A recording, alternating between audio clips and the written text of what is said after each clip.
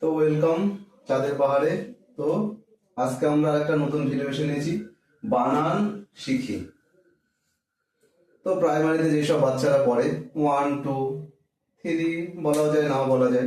তো সাধারণত 1 2-তে তারা কিন্তু আকার, হস্যিকার, দীর্ঘিকার, কয়াকার, কয়হস্যি, কয় দীর্ঘি এসব কিন্তু শিখে যায় 1 2-তে। কিন্তু যখন তাদের শব্দ উচ্চারণ করতে হয় তখন তাদের অসুবিধা হয়ে যায়, যে তারা বুঝতে পারে না যে যে আ, কয়াকার, তালবর্ষ এটা ভেঙে ভেঙে উচ্চারণ করবে না, একবারে করবে। ওরা বুঝতে পারছে কতটা কি একসঙ্গে উচ্চারণ হবে। তো সেইটা নিয়ে এই ভিডিওটা। তো যাদের বাড়িতে বাচ্চারা আছে তো দেখাতে পারো, আশা করি উপকারেই লাগবে, কিংবা নিজেরাও শেখাতে পারো এইভাবে।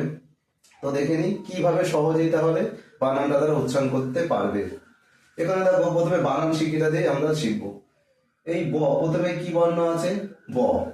প্রথমে দেখো এই প্রথম বর্ণটা, প্রথমে শব্দের শুরুতেই যেই বর্ণ থাকুক তার সাথে আকার থাকুক, হস্যিকার থাকুক, দীর্ঘিকার থাকুক, রিকার থাকুক, সে একা একাই উচ্চারণ হতে পারে, এর কারো সাহায্য লাগবে না। এরকম তাহলে উদাহরণ একটা দিয়ে নিই। এই যে ঘ, দেখো ঘ, এই একা একাই উচ্চারণ হতে পারে, এর জন্য আলাদা কারো সাহায্য লাগে না। ঘ, এই যে ভ, এখানে ভ একা একা আছে, আকার হস্যিকার কেউ নেই কিন্তু এই ভয়ের সঙ্গে, এই একা একাই উচ্চারণ হচ্ছে। আর উ, এই যে উ, এও দেখো এর সাথেও কেউ নেই কিন্তু তবুও একা একাই উচ্চারণ হতে পারছে, মানে এইটুকু বাচ্চারা হস্য উ, উ উচ্চারণ করতেই পারে। ঠিক আছে।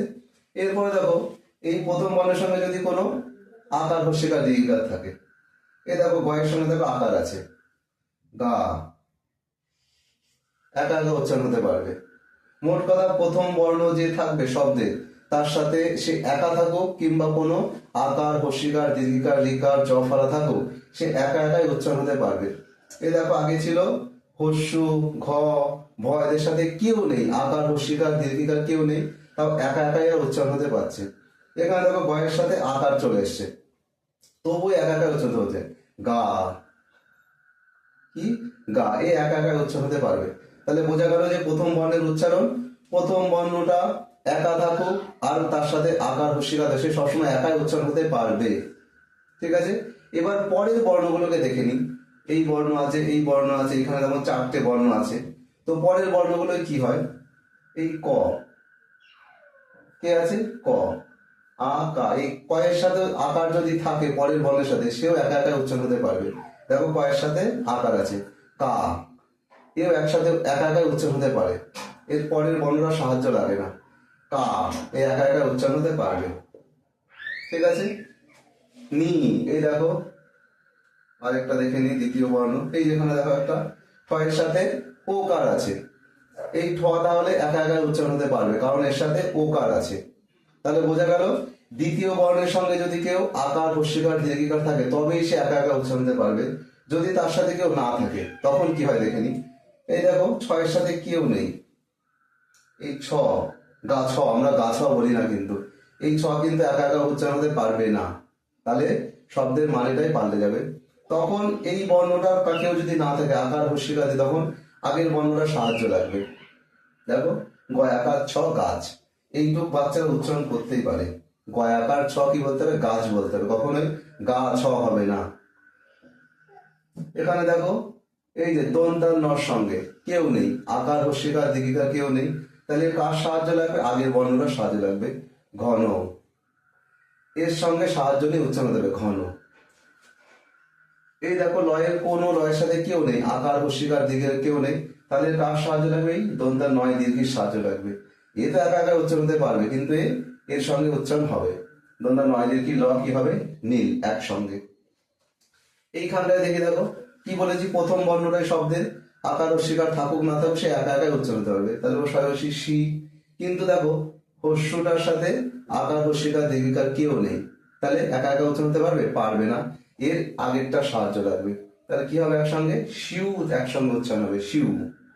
আর ল দেখো এর সাথে আকার, হস্যিকার, দীর্ঘিকার কেউ না কেউ তো আছেই, তাহলে একা একা উচ্চারণ হতে পারবে, শিউ লি। লি একসঙ্গে উচ্চারণ হতে পারবে, একা একা উচ্চারণ হতে পারবে। তারপর এখানে দেখে নিই ফুলে লেখাটা, দেখো ফ বলেছি প্রথম বর্ণটা একা থাকলে উচ্চারণ হতে পারবে, তার সাথে আকার, হস্যিকার, দীর্ঘি থাকলেও সে উচ্চারণ হতে পারবে। তাহলে ফ এর সঙ্গে হস্য আছে, তাহলে আমরা বলতেই পারি ফু। পরের বর্ণটা ল, দেখো এর সাথে একার আছে, এও আলাদা করে একা একা উচ্চারণ হতে পারে। লে, তাহলে কি বলতে পারি আমরা? ফু লে। আলাদা আলাদা করে আমরা উচ্চারণ করতে পারি, একসঙ্গে বললে কি হবে? ফুলে। আরেকটা দেখে নিই তাহলে, এই যে ভরা, ভ তো একা একা উচ্চারণ হতে পারবে, কারণ প্রথম বর্ণ বলেছি আমরা একা একা উচ্চারণ হতে পারে, ও কারোর সাহায্য লাগে না, আকার হস্যিকার দীর্ঘিকার কারোর লাগে না।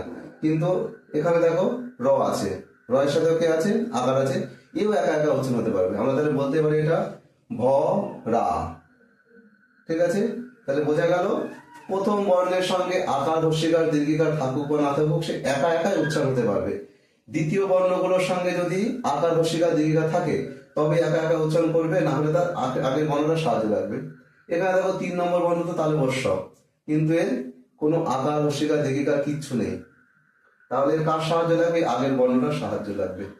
আকাশ, দন্তন্বয়ের কেউ নেই, আকার হস্যিকার দীর্ঘিকার কেউ নেই, কোনো বন্ধু নেই, তাহলে ঘয়ের সাথে উচ্চারণ হবে ঘন একসঙ্গে। লয়ের কেউ নেই, আকার হস্যিকার দীর্ঘিকার, তাহলে কার সাহায্য নেবে? এর সাহায্য। নীল, একসঙ্গে বলতে হবে দন্তা নয় দিকে ল নীল, আলাদা করে উচ্চারণ করা যায় না, নীল বলা যায় না। এখানে কিভাবে বলতে হবে? উ ঠো, এই রয়ের দেখো কেউ নেই, আকার হস্যিকার দীর্ঘিকার কেউ নেই, রয়ের সাথে আছে কেউ নেই, তাহলে এর কার সাহায্য লাগবে? ওই দন্তার নয় উকারটা সাহায্য লাগবে। উঠো নীল একসঙ্গে বলতে হবে। শিউলি, এই যে হস্যটা কেউ নেই বলে এর সাথে উচ্চারণ হচ্ছে, আর লয় হস্যি আছে বলে হস্যিকার আছে বলে একা একা উচ্চারণ হবে। ফুলে লয়ের সাথে একার আছে বলে আলাদা করে উচ্চারণ হচ্ছে, তাহলে ভয়ের সাথে কেউ নেই বলে তাও একা একা উচ্চারণ হবে। প্রথমে কি বলেছি? শব্দের প্রথমে যে থাকবে যে কোনো একটা শব্দ, এটা একটা শব্দ, এটা একটা শব্দ, প্রত্যেকটা একটা শব্দ, নীল একটা শব্দ, আকাশ, প্রথমে যে বর্ণটা থাকবে তার কারো সাহায্য লাগে না, আকার হস্যিকার সে একা একাই উচ্চারণ হতে পারবে। দ্বিতীয় তৃতীয় তার সাথে মানে আকার হস্যিকার দীর্ঘিকার যদি থাকে তবে সে একা একা উচ্চারণ হবে, না থাকলে পারবে না। এই দেখো শিখিতে, তাহলে সরাসরি শি হয় শিকারে খি, দুটোর মধ্যে আছে, এর তো লাগেই না বললাম। ক্ষয়ের সাথে দেখো হস্যিকার যাতে একা একা উচ্চারণ হতে পারে। বানানটা দেখে নিই, বা তো প্রথমে আকার না থাকলেও সে একা একা উচ্চারণ হতে পারতো। দন্তার নয়কার আছে, এও একা একা উচ্চারণ হতে পারে বা না, কিন্তু দন্তন্য তো কেউ নেই, আকার নেই, হস্যিকার নেই, দীর্ঘিকার নেই, তাহলে এর কার সাহায্য লাগবে? এর সাহায্য লাগবে। তাহলে এরা কি একসঙ্গে কি উচ্চারণ হবে? বা নান, এটা একসঙ্গে বলতে হবে, দন্তার নয়কার দন্তান্ন নান। আকাশ, কয়াকার তালে বর্ষ কাশ। ঘন, শিউলি, উঠো নীলটা একসঙ্গে বলতে হবে। গাছ টা আলাদা করে বলা যাবে। ফুলে, তাহলে বোঝা গেল যখন শুরুতেই কোনো বর্ণ থাকবে সে একা একাই উচ্চারণ হবে, দ্বিতীয় বর্ণগুলোর সঙ্গে কোনো যদি আকার হস্যিকার দীর্ঘ থাকে তবে সে আলাদা করে উচ্চারণ হবে, না হলে তার আগের বর্ণটা সাহায্য নেবে।